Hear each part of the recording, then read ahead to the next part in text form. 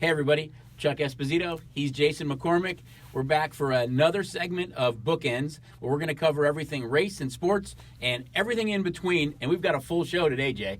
Oh, I can't wait to get to it. Obviously, unexpected that we'll be jumping right into the Kentucky Derby here in the first week of September as we hit Labor Day. Obviously, first Saturday in September instead of the first Saturday in May. First Saturday in May is our normal schedule. You see our hats that we got here. Chucky proudly displaying the hats we'll be giving away this weekend, but good to get right after it. It is. Derby is such a big race weekend for us. We are going to have the Kentucky Derby and the Oaks. We've got a $10,000 twin cube both days. And if a $25 race wager on Saturday, the first Saturday in September, Derby Day, as Jason mentioned, you can get one of these hats. All of our race books will have these caps, so while supplies last, again, a $25 Kentucky Derby race wager, and you get one of these official Derby caps, which are really pretty cool. Yeah, and they've got some different colors, too. I've got a black one out at Red Rock. I think Palace Station's got a navy one, so there's a couple different colors that you can white. find out I think there. there's like 4 or 5 different colors. They're really cool. Really nice Make caps. that trip around town and make a $25 bet at multiple properties and collect them all. Right. This is a perfect weekend too. With they have the mobile app with everything going on, race and sports related. Just such a busy time right now. We love it when you guys come out and experience everything that we have to offer. It's one of our favorite times. It's like cheers. We've built so many relationships and we're able to know your names and you guys know ours and we have fun together. But with social distancing right now and the limited amount of seating, it's really great to have the app. Well, I think the one thing that I kind of counting our blessings that we don't have this week is a very soft schedule of college football. I think we're going to have BYU and Navy on But we Monday. do have some college football. Yeah, we do have. There's a scattering of games, but I think we kind of lucked out with the fact that we've still got NBA, NHL, Major League Baseball, and then Kentucky Derby this Saturday. That college football pushed back a little bit, but again, excited to get those college football games on the board as well. Right, we had one last Saturday, so that was a great game. It was. It was Central a really Arkansas good game. came back and scored with less than 30 seconds to go. It's so much fun to get these sports back right now. Absolutely. As you mentioned again, guys, Derby is such a fun time for us. Just come on in again. We're going to have the Oaks and the Derby, $10,000 twin cube both days, and the caps. Again, here's another shot of the caps. They're just a really cool official cap, and it's just a fun race day for us. If you're a $2 bettor or a $100 bettor, everyone always wants a piece of the Run for the Roses. It's like that big football game in February that it doesn't matter if you're a fan or not. It just creates a different atmosphere in our race and sports books. Well, and Tiz the Law is the name of the horse that you probably really need to know. He's going to go off one of the biggest Kentucky Derby favorites probably in the last 2 decades. I mean, he's going to be probably less than even money, and you normally don't get to see that in a Derby with as many horses that run. So that's a name to know, and unfortunately he won't have a chance to kind of run for a traditional Triple Crown if he's able to win the Derby with the Preakness following it in early October, and obviously the Belmont Stakes ran already. So we'll see what Tiz the Law if he can kind of win this first leg in a mock-up daily double of Derby Preakness, but he's going to be a big heavy favorite. Interesting what kind of favorite he would have been had it been run in May. What other horses that, have kind of been weeded out between now and then you would have seen. But anyway, it is a fun weekend. We're going to jump right into sports right now and in our own backyard. It's all about VGK. They're up 3-1 in their series right now against Vancouver. They've just looked so good on both sides. You're getting interesting goaltending now, a little bit of a controversy there, and we'll touch on that. But they're up 3-1. I think in the other Western Conference, you look at Colorado, who's down 3-1. For me, maybe the biggest surprise, the way Dallas is playing. They just didn't score a lot during the regular season. They're scoring at an unbelievable clip. They don't give up a lot, but really it's all about VGK. They look so strong in the bubble so far. I was looking at a stat after we watched the telecast yesterday that their goals for are 17 goals in the third period to only 5 against. Wow. I mean, that's just an incredible stat. And it goes back to, I think, how this team was really developed 3 years ago. When you go back to George McPhee and looking at what he did to this team and wanting to build teams that played 4 lines, and that's one thing that Vegas has been able to do is consistently roll four lines out there that put pressure on you, hit you. They are really deep. Chance I think to score. that's a big part of it. Then when you get deep into those third periods, that's when those 4 lines and those guys aren't worn out, and they're able to keep pressure on the teams. And you saw it specifically in this last game against Vancouver, who took a 3-2 lead into the third period, and less than 5 minutes in the third period, we saw the Knights with a 5-3 lead. So I don't think that we have as much of a goaltending pending controversy as you may believe. Obviously, Depends who you ask, I think. Fleury picked up the win. He looked good. Obviously, some really bad penalties by the Knights, some missed calls that put Vancouver on the power play. And again, a good young team with some great players. I think Horvat has now got 9 goals to lead. Elias Pettersson, Quinn Hughes, I think he leads in assists so far in the Western So Conference. they can put the biscuit in the basket, and Fleury came out of there with the win. But Leonard's been absolutely outstanding, and I don't think there's a controversy at all. I think he'll be back in net for their next game. I think it's more, and we had a question last week. We ended the kind of show with if anybody has a question, it's social media at stationcasinos.com. If you have any questions, shoot one in, and we'll try to read it and talk about it on the air, and maybe you'll get a cap or a T-shirt or something we're working on. But one of the questions was, what do we think about the whole Fleury and Leonard controversy? And I think it's more heartfelt. Is that from the time they came into the league, even though they have never had a captain. Fleury has been the face of the franchise. He's been the guy that if you had to name somebody who there's more 29 jerseys that people are walking around in, he's kind of the fan favorite. And I think that's the reason people are really struggling with it. DeBoer has no tie. I mean, he came here and then they made the trade for Leonard. So he has no tie. He wants to win. And I think when you look at Leonard, in the 4 wins that he's had in his career against Vancouver, all shutouts. So he's been really impressive. I think it was important that Fleury got the win last night, but right now it looks like Leonard is clearly the number 1 goalie. Yeah, and they're the best combo in the National Hockey League. I mean, when you could throw 2 guys like that out there's no 1 and 2. It's essentially 1B or 1A and 1B. You can't go wrong, but you have to go with the guy that's playing better. And Leonard has clearly showed that when he's on the ice, he's earned that top goalie status. Yep. Did it against the Blackhawks. He did it here, and that's why they brought him in. Was to make this cup run. It can't be about feelings. And I said it, last week when we talked about it. Fleury was the face of the franchise. He still is the face of the franchise. He's the leader in the clubhouse. The franchise loves him. The players love him. But at the end of the day, you're the coach or the manager's job is to put the best players on the ice. And if in that locker room you didn't feel like the best player was on the ice, then that's what starts to have controversy. And right now, Leonard's the best guy on the ice. I think it's interesting, too, because I think you can clearly make the case, as you said, that they're 1 and 1A. And you look at Colorado now, who lost their number 1 goaltender, Grubauer, and there is a drop-off. You look at Dallas, who's having to roll out Hudobin every game, although he's played great. But you think about they could have Ben Bishop as well. So if you are going to make a serious cup run, what a luxury to have in case one of them does get dinged up or somebody happens to lose 2 games, that you can go back to a guy like Fleury. I think they made the trade to say, hey, you're going to need 2 talented goalies to win the cup. They went out and made that trade, and to me, that was the biggest piece that they were able to add now that you have a 1 and 1A goaltending tandem. And especially with scheduling where you're looking at back-to-back games. Yeah. And you talk Markstrom last night, he was fantastic, but getting into that third period, he's played every minute of this series. Who knows how he's fatigued and how that plays into going in the net. And, the Dallas-Colorado situation, obviously, Colorado, we both like Colorado. I thought Colorado versus the Knights would be, kind of look better than what the Stanley Cup up and down the ice may look like. Be, right. But they're beat up on the back end. They're playing with a backup goalie. I think we said Johnson and one of their other defensemen is out. And so that team's continued to score. They just can't stop Dallas. And it doesn't look like there's going to be a big turnaround in that series. I mean, Dallas is coming off a 5-4 win, which was really a 3-0 start to that game, and then Colorado was able to get some late pressure. But Dallas looks just like the better team, but I think that's really in part due to the Avalanche being injured on the back end. The swings for Dallas have been unbelievable. You think about, in Calgary, both teams down 3-0 at different times and came back and won. The swings and the goals that are scored in this series are crazy. And again, you think about Dallas, they didn't score a lot, and now they're scoring like crazy. It'll be an interesting matchup, I think, if it ends up being, Knights and Stars, just because of the contrast in styles. But let's flip to the Eastern Conference a little bit right now, and I think the Islanders are probably the biggest surprise. It's no surprise that it's Barry Trotz, who his Capital team beat the Knights in the final a few years ago, and wouldn't that be an interesting side note if they end up playing in the Cup final? But Tampa's played really well, and you go back to goaltending.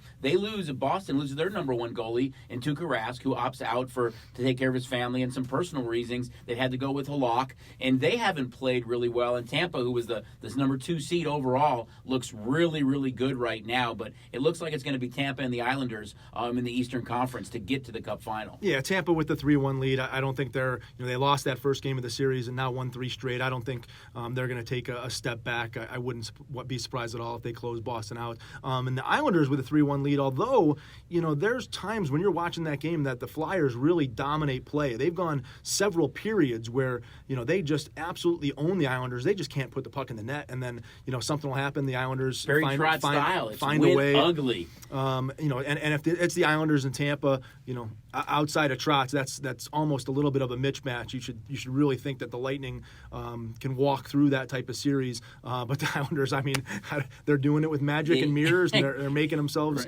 a contender in the East. They play a lot of dump and chase. They don't score a lot either. It's kind of that defense that just grabs you and surrounds your top players. It'll be interesting to see. They've gotten really good goaltending play from both of their goaltenders as well, and Varlamov has really stepped up, and Varlamov is the goaltender. That would be another side note, is that Leonard was a free agent, and it looked like the Islanders were going to sign him. They went out and they signed Varlamov, signaling the end to Leonard's career with the Islanders, and then he signed with Chicago. So if it ends up being somehow the Islanders and the Knights, it'll be really interesting to see Leonard going up against his old team. But hockey's been great. From our side of it, guys, we are Knights fans. We love the Knights. We went to a lot of games. We have season tickets. It's so much fun. But, I think I can speak for the industry that we're kind of rooting against them a little bit from our side of the counter, especially on the puck line. And the last couple of games have been awfully good for the bettors, especially it's the last game of the night. Everything's dumping into the Knights. Yeah, it's tough watching night games from a fan standpoint, and we stop texting when they get up a couple of goals, and it's an over for sure. Bookmaking standpoint. Yep. So yeah, we're cheering for them, but not cheering for them to cover puck lines or the games to go over. But again, it's a lot of fun, and not only it's just the games itself, but we're putting up several props on the Knights games. We've got a lot of guys to score goals, exact number of goals. Who's going to score first. So there's a lot of props going on in the night games as well, which make it that much more exciting. And it adds so much atmosphere to the book. I know there's a limited amount of seating and it's social distancing, but when the Knights play, just the atmosphere, the hype, the crowd, the electricity, it's so much different. You can be anywhere in the casino and you hear an eruption at 9:30 at night on a Sunday night. It's because the Knights just scored. Well, the best thing is, I actually love when they're playing these late 7:30 games because it kind of almost all the baseball's done. The NBA is finishing up maybe the last half of their game, and we put the Knights up on the giant big screens at Red Rock. So it's larger than life and sounds blaring, and so it's a great spot to watch. It the is. games. It's super cool. Yeah, the book at Red Rock is with those big screens and Green Valley. It is just impressive. Santa Fe, those wall boards, it is an impressive sight. You feel like you're right behind the glass. Nobody is right now. I think it's about the closest you can get. So it's kind of cool. But that's kind of hockey. We're going to look at NBA a little bit now, and now it's when it's getting a little interesting in basketball. I know we kind of talked off air that there are some really interesting trends with the teams that are left right now. If you want to chat about those a little bit. Well, I think we jump into the series that are still going on. Obviously, the Lakers and Clippers. We talked about them, the Clippers being that number one team, finally able to close out Dallas, and we were sitting 2-2, and Doc Rivers kind of gave the Clippers a little bit of a little bit of a lashing on their defensive, and they were able to close that series out 4-2. Lakers, sitting pretty, waiting for these teams to finish up, and so we're expecting Houston or the Thunder to walk into the Lakers, and then the Jazz Nuggets to walk into the Clippers. Just looking at some of the stats that I was going back there, the Jazz were actually 2-1 versus the Clippers this year, and the Rockets were actually 2-1 versus the Lakers this year. So maybe not as much of a runaways as we may see on that Western side. Again, those were regular season games. Some of those games were really quite early, a while ago. Yeah, really early in the regular season. So these are different makeups and stuff like that. But if there's any optimism or for some of those underdogs, and that's not to count out Denver. Let me interject 1 second. You're Thunder absolutely either. Right about that. But we talked about the same thing in hockey. And the Islanders owned the Flyers during the regular season, and that has carried over. And the Stars owned the Avalanche during the regular season, and that has carried over. So maybe there is some carryover there. It's just based on matchups, I think, in some cases. So I'll be interesting to see if that's the same thing in the NBA playoffs. Well, it is the same thing somewhat on the Eastern side as well. Miami, it was actually 2-1 versus the Bucks as they go into their series, and we've been talking about Toronto and Boston. You and I are both kind of enamored with Toronto, and I think there's 11-0 in the bubble, but 0-2 against Miami. Boston. Boston. Yeah. So they've beaten everybody except their 2 losses in the bubble are to Boston, and that happens to be their matchup going on right now. So again, these are great games. We haven't seen as we've kind of gone deeper this week the huge trend towards the overs, starting to see some of those unders come into play, and obviously you talk about that defensive intensity of these teams feeling that hey, it's real playoff basketball now, and we're one step away from a conference final and an NBA championship. So that defensive intensity is starting to be raised. Right. I mean, so much fun for us again too. It's still quasi that. I know we're on the cusp of September, but it really has been March and August. I mean, all we normally had was baseball, and you had preseason football going on mainly on the weekends. But to have all these football or basketball and hockey games and baseball games going on daily, afternoon, and nightly, just the atmosphere in the book has been fun. I mean, it's been so different for us. I think different for the bettors. So don't forget, get signed up for that STN mobile app, because there's so many different things going on in both race and sports right now. But it really has been cool for us. So uncharacteristic to what we've ever seen going into September before. I love this the Orlando bubble creating what's called that 3 o'clock 3:30 NBA start now. So it kind of kicks off before baseball gets started, and when the late game is in that 6 o'clock hour. So it's not going real late, creating a real cool environment in the book with the NBA playing at those times. Yeah, it's been so much fun. So we've kind of talked a little bit hockey, a little bit Kentucky Derby, a little bit basketball, and now it's baseball, which, they're past the midway point. The trade deadline was actually today, which you think about a trade deadline, August 31st. There's been a lot of surprises, a lot of teams that are all in, but I know we talked about it off air a little bit. There is no team that is more in right now than the San Diego Padres. The Slam Diego Padres, I think that's what they officially want to be called. And we looked it up. It's A.J. Preller, right? A.J. Preller is the GM there. I don't know what you give him. There's the 3 snaps for the week or the 5 stars for the week, but this guy's done could be an executive of the year. Amazing work right now. To some of the acquisitions he's got, highlighted by Clevenger coming from the Indians, obviously. He goes right away. He becomes the ace of that staff. Absolutely. I mean, that helps them so much when you can add somebody like that. He is a perennial Cy Young candidate. I think he's only behind in the American League since 2017. His ERA was only behind Verlander. Yep. Again, there was potentially some clubhouse issues there. He was one of the guys, him and Plesac, that left the bubble and went into Chicago, and so he was reprimanded by the team. Plesac's still not even with the Indians, but the Indians, kind of in their clubhouse, that was a real no-no for those guys to leave the bubble, especially with Carlos Carrasco recovering from leukemia, and Terry Francona's been out for quite some time. So to potentially expose those guys to some outside COVID or anything like that, I think really was bad in that clubhouse. But what a pickup by the Padres. Like you said, this guy's going to be a star there. And the Padres But they were done with just that move. Yeah, obviously a team that was rolling right now. Yeah, I mean, they get a number 1 starter who's going to go with Paddock and Lament. And you can't argue, there's a lot of rotations that you can't argue that's not one of the best rotations in baseball with those 3 guys. They get Rosenthal from the Royals, City, who was their closer. So him and Pomerantz, when you think about Pomerantz, he's only given up 1 run in 10 innings. Yep. Been a little bit banged up, but now you've kind of got that 1-2 punch in the bullpen, and you added Mitch Moreland as well. Mitch Moreland, and then they get 2 brand new catchers. So they shipped Austin Hedges out, and they get Jason Castro from the Angels and Austin Nola from the Mariners. So it's going to take the pitching staff maybe a couple games to get their signs down with those 2 new catchers and get on a field with those two new catchers. But clearly the Padres are saying, hey, we're here. We're going to try and win this. They're pulling out all the stops. I think they're 4 games behind the Dodgers at this point in time for the division. But, I mean, with the expanded playoffs, though, it doesn't matter. Just get in. Incredible move to see the Padres make those moves. There was a couple other Sterling Marte going from the Diamondbacks to the Marlins. And the Marlins also shipped Jonathan Villar. The Marlins are 15-15 as we speak today. I mean, so they're a team that right now, if the playoffs started, they'd be in. They'd be the number 2 team in that division. The Blue Jays acquired Robbie Ray from the Diamondbacks. So, from an interesting note, from a Diamondback standpoint, here on the West Coast, they ship out Robbie Ray, they ship out Sterling Marte.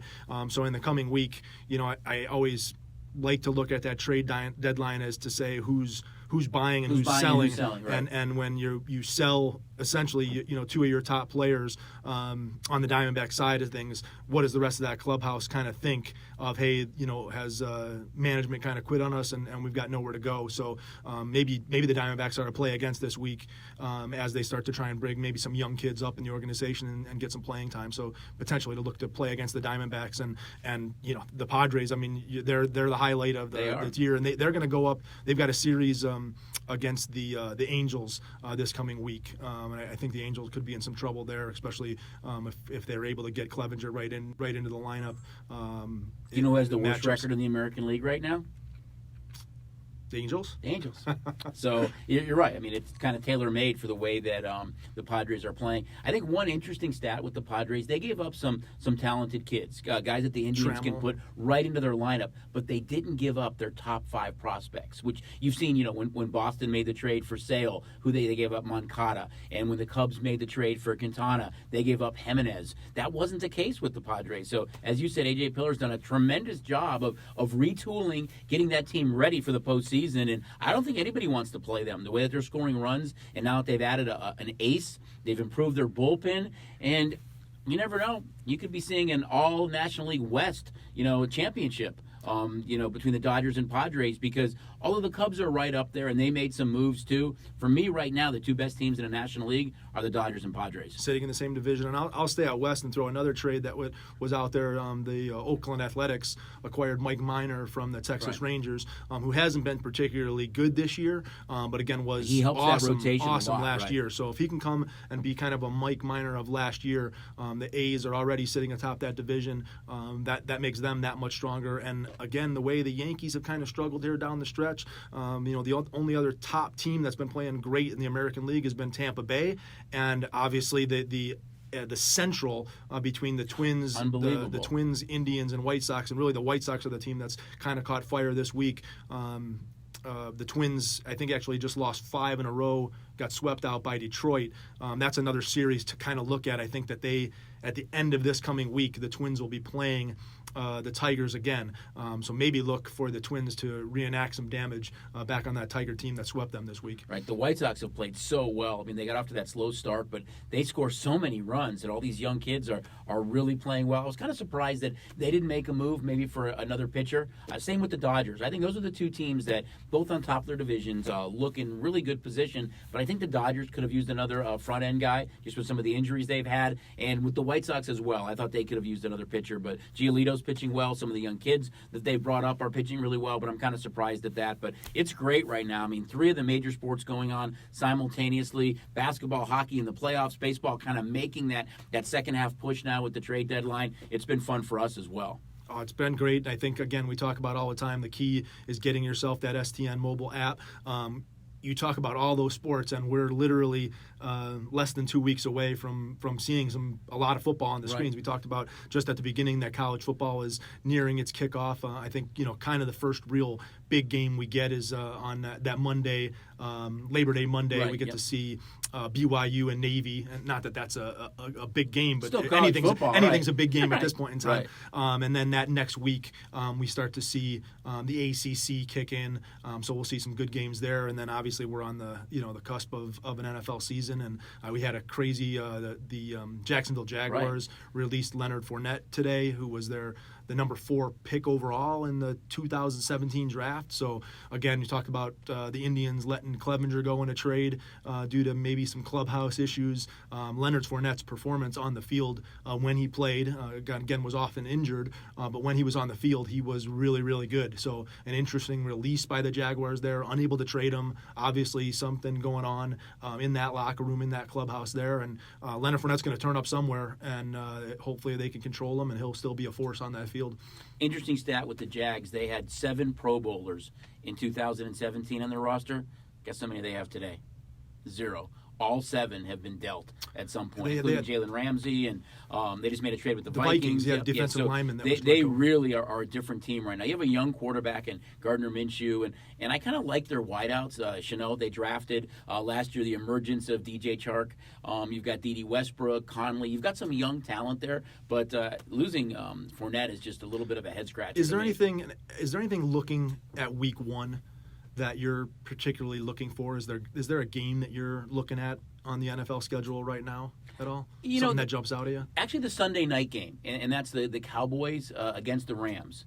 Rams' new stadium, but it's more that Prescott, he's still playing on the franchise tag. He hasn't gotten that big deal. You look at the stats he had last year, and when he was at home against some of the lesser teams, he was unbelievable. He did not play well against good defenses, and especially on the road. I think it's kind of a major test for him a little bit to see, if he can make that statement week 1 on the road against a pretty good defense led by Aaron Donald. That's kind of the game a little bit. And then I'm just really curious. I mean, Matt Nagy has said, I'm not going to name my starting quarterback. How do you keep that under lock and key? I mean, they're playing Detroit. Trubisky's 3-0 in his career. His highest quarterback rating is against the Lions, and maybe they do go to Foles. But everything you've kind of read in camp so far, they're kind of head-to-head. And how do you not name a guy just to let everybody kind of know? I can't believe that won't kind of leak out at some point. One game I'm looking forward, and really it's not a Las Vegas thing, but the Raiders and Panthers. I mean, I think it's an incredible matchup. It's Matt Rule. He'll be his inaugural game coming out of Baylor. Joe Brady, the offensive coordinator there from LSU. To watch Christian McCaffrey and Josh Jacobs kind of go head to head. I think that's going to be a real interesting matchup. That game, I think we're actually now have the Raiders favored. They might be a 1.5 or 2 point favorite on the road at Carolina. And again, we talk about on the road and at home and the interesting dynamics that this is going to bring.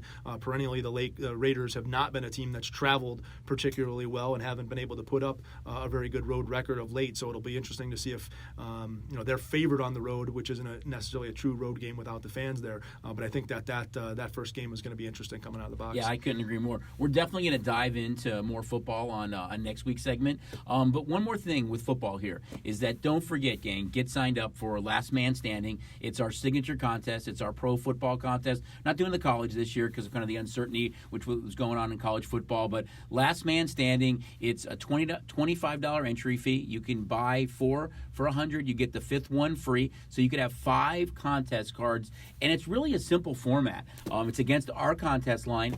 You pick the winner. And if that team wins and covers a spread, or if you pick the underdog and they're within that number, you move on. So it's kind of a simple format. It's not like the survivor pools where you can't pick the same team. You can pick the same team. And there's another few things that we talked about which you can do to maybe ensure that you move on a few weeks. Well, starting with all the point spreads are half points. So you're going to no ties. You're no ties. You're going to be taking a 5.5 or laying a 5.5. So there's no way for your game to tie. So you will win or lose that week. Again, you win, you advance. You're going to come in and turn your picks next week. If you lose, you're done. Look forward to next year. So you're buying 4 and you get that 5th entry free. There's nothing that says you can't take all 5 of your entries and put them all on the same team in week 1. And you could do that every week. You could try and get through 5 weeks of I'm going to pick a same team. You can pick against yourself. Yeah, you can bet against yourself. Right. You can take all 5 and put them on different things. You put them on opposite things. Whatever you're going to need to do to try and be that last man standing with that one entry. And so, for that $100 coming in every week, I've heard a lot of guys that try and get through the first 5 weeks or so by just making that one selection per week. They put all 5 on it. They let it ride. They go through 5 weeks, and then they kind of reevaluate where you're at. But it's not a survivor pool. It's not once you take the Saints are dead to you. You can pick the Saints each and every week if you choose. You can take underdogs plus the points. A lot of people think, I'm trying to pick which favorite is going to win. No, you can take an underdog plus the points and try and advance that way as well. The contest cards, obviously, this first week they're going to be out on Friday, September 4th. For the week that starts with the Texans and Chiefs on that Thursday, and then moving forward after that, the contest sheets will be out on Wednesdays for you to put your picks in. Right. It's great because people do use different strategies, as you mentioned, at least to get you to move on a little bit. I mean, for me, guys, it is yay sportsbooks. I think you can hear it in Jason and my voice. It's so exciting this time of year for us. So many different things are going on. It's great. I mean, football's right around the corner. We've got Derby weekend coming up. So come on in, have some fun. And just one more thing on Last Man Standing. One of the other rules that I think is super cool is your picks don't have to be in by 10 o'clock in the morning. They don't have to be in, Friday by a certain time, you can put your pick in up until your game time. So, if your Sunday plan works out and you're able to get in the book in the morning and turn your picks in, but there's no panic. If you don't get in Sunday morning, if something happens, you can still get in by those 1 o'clock games to put your pick in. You could still get in for the Sunday night game. And if all else fails and you don't get your picks in, you could still come in Monday night and put your picks in before the Monday night game. So again, kind of leaving that as open as possible for you to be able to put your picks in right up until game time, which again is another great feature of Last Man Standing. It really is, guys. Again, so many things going on. Come on in, have some fun. Don't forget, if you have a question, you can go ahead and email it in to socialmedia@stationcasinos.com. We'll try to get that question on the air. We had a great question last week about kind of what our opinions are about Fleury and Robin Leonard. Great time of year. So many things going on. That came in from Brittany. It came in from Brittany. So a shout out to Brittany for her question. Great question. You definitely get a Kentucky Derby hat. So kind of a cool thing. But he's Jason. I'm Chuck. Another edition of Bookends. We'll see you guys soon.